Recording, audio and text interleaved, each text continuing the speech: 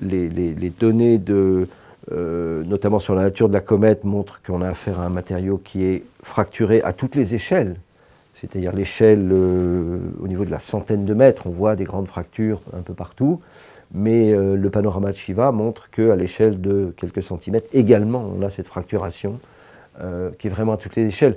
Ce n'est pas une grande surprise, on sait que ce matériau n'est pas du caillou, du silicate, mais est essentiellement un matériau organique, et que ce matériau organique est très fragile. Donc cette fracturation est assez compréhensible.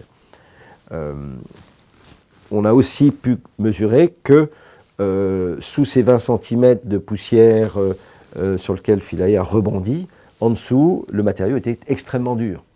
Et un matériau extrêmement dur, c'est finalement de la glace, et de la glace d'eau.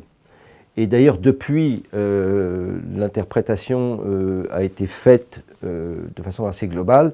On comprend le mécanisme, la machinerie de ce qu'est une comète dans son cycle diurne, qui est de 12 heures 20 minutes, c'est-à-dire la période de rotation du noyau sur lui-même. En fait, ce qui se passe, c'est que vous avez une onde de chaleur qui pénètre, qui sublime la glace, qui provoque un jet.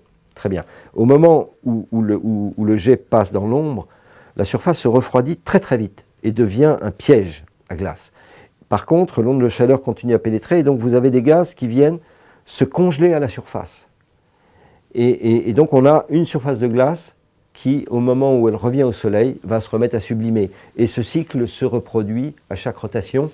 C'est pour ça qu'on avait une couche de glace là où on a rebondi.